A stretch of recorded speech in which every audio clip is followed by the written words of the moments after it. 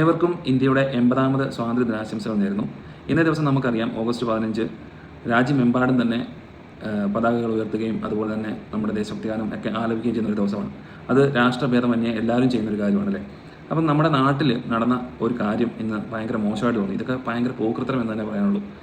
സംഭവം എന്താണെന്ന് വെച്ചാൽ നമുക്കറിയാം, ഇപ്പം കേന്ദ്ര ഗവൺമെൻറ് ഒരു ഇത് കൊണ്ടുവരുന്നു, നമ്മുടെ ജനഗണമന പാടുന്നതിനൊപ്പം തന്നെ വന്ദേമാതരം ആലപിക്കണം എന്നുള്ള കാര്യം. അത് ഇപ്പോൾ ഹൈക്കോടതി കൂടി അംഗീകരിച്ച് അതിനെതിരെ ചെയ്തില്ലെങ്കിൽ കേസെടുക്കും എന്നൊരു സംഭവം വരെ ഉണ്ടായിട്ടുണ്ട്.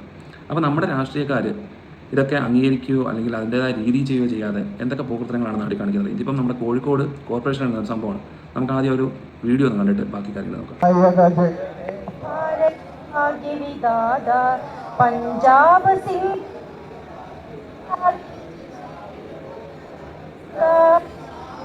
ഹിമാചല യമുന ഗംഗ ഉജ്ജല ജലധി നഭ ശുഭനാമി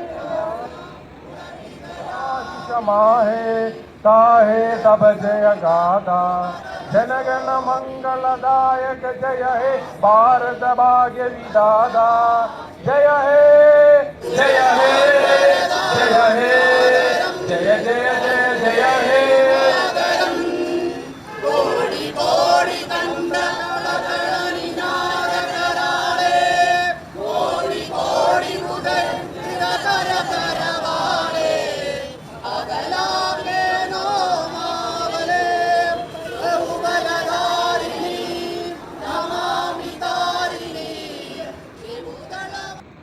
കണ്ടില്ലേ. സംഭവം എന്താണെന്ന് വെച്ചാൽ കോർപ്പറേഷൻ ഭരിക്കുന്ന മേയറും സംഘവും, അതായത് LDFൻ്റെ ആൾക്കാരാണ്.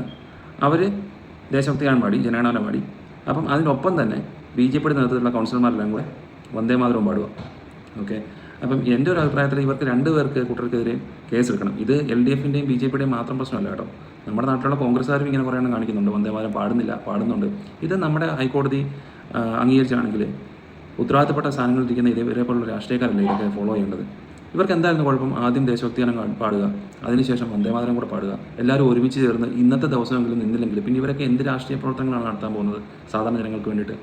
അപ്പോൾ എൻ്റെ ഒരു അഭിപ്രായം പറയുകയാണെങ്കിൽ ഇവരെ 2 പേർക്ക് വരെ 2 കൂട്ടർക്ക് വരെ കേസെടുക്കണം. തീർച്ചയായിട്ടും കേസെടുത്തിട്ട് തക്കതായ ശിക്ഷയും കൂടെ കൊടുക്കണം. എന്നാലേ പഠിക്കത്തുള്ളൂ. എന്താണ് നിങ്ങളുടെ അഭിപ്രായം എന്നും കൂടെ രേഖപ്പെടുത്തും കേട്ടോ.